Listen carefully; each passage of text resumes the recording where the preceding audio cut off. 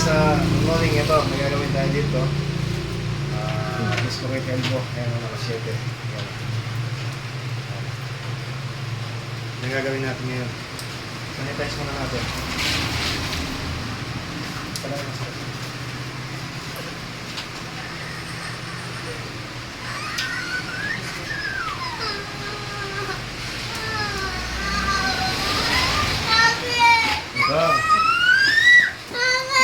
Ano, pinapit ko kayo?